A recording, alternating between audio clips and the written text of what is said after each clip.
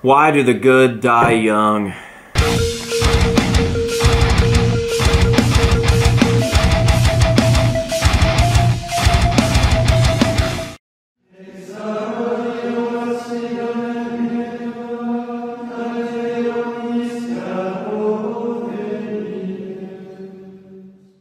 What is going on, ladies and gentlemen? AJ Good here at the House of Masks, where we unbox and review cool stuff almost every single day, and in today's video we say goodbye to an old friend. But we get to say hello to a new one. It's kind of like the end of an era, except the era is getting extended, and you'll see exactly what I mean here in just a second. So first up, let's go ahead and put this thing to rest. In today's video, we are officially retiring the Morgor variant of my death mask. I would say that this is hands down the majority's favorite mask out of my death mask line. I've really only worn 3 masks so far, maybe 3.5 if you count the gold Joey, but I haven't really worn that one too much. But I've definitely worn the shit out of this thing, and I wore the shit out of the other 2 that came before it, the John Rice and the West Borland looks. And I've got to say that I think that most people have said that this is their favorite mask and their favorite look, and I've got to agree, this one is definitely my favorite. It's crazy because when I originally unboxed this mask from Michelle, it looked a lot different. Obviously the same concept, but when you take into account how drastically different all of the weathering and the blood and the face paint additions and stuff have been to this, it is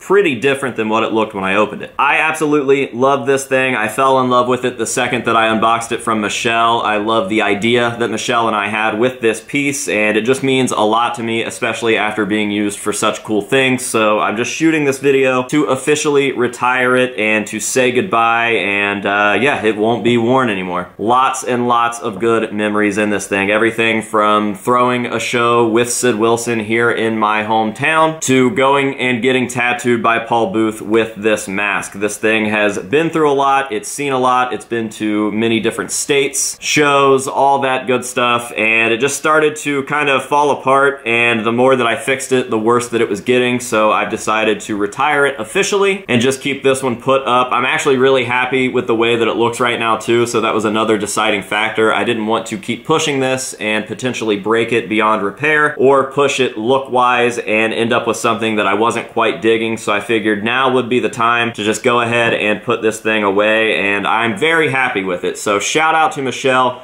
for creating such a beautiful piece for me to wear. I've had a lot of fun times in this thing and a lot of good memories associated with it, and it's definitely my favorite of the 3, but it is time to put it away. So a real quick moment of silence for the Morgor variant before we get on into today's unboxing.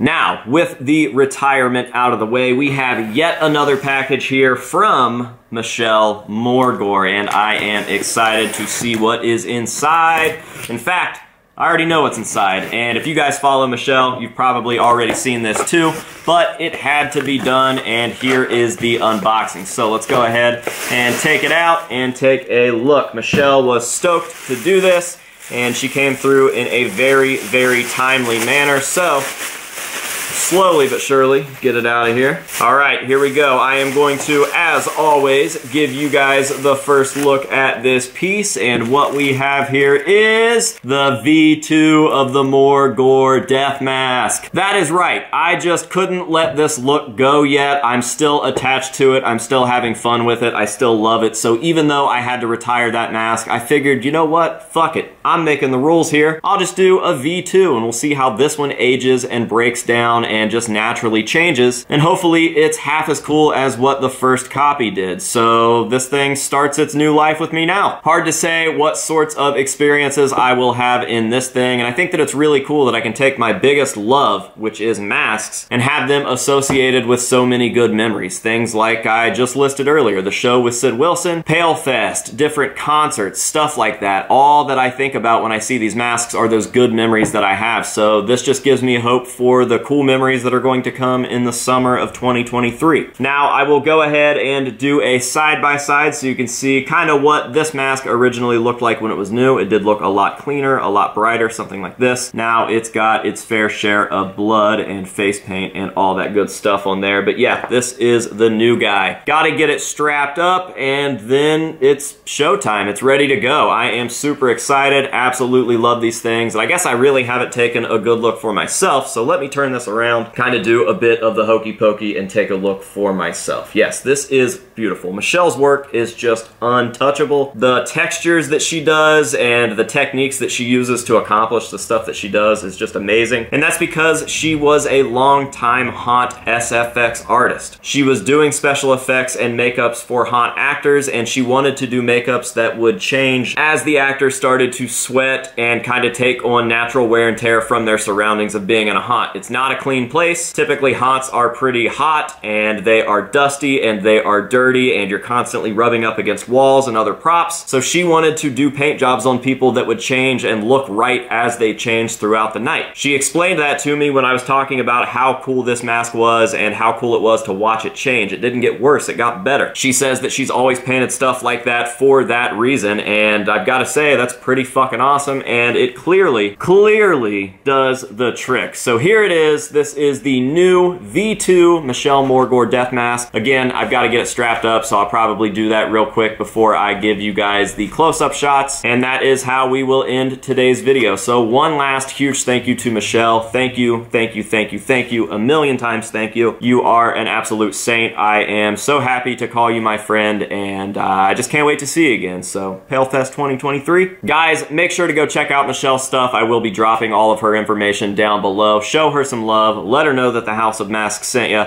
and maybe she will keep doing cool stuff for us in the future. Now, with that out of the way, we are on to the hero shots. Thank you guys very, very much for watching. I really appreciate it, and I hope that you have enjoyed today's video. With all that being said, until next time, this has been AJ Good here at the House of Masks, telling you to say no to drugs and alcohol, and yes to Michelle Morgor, and we will see you guys in the next one.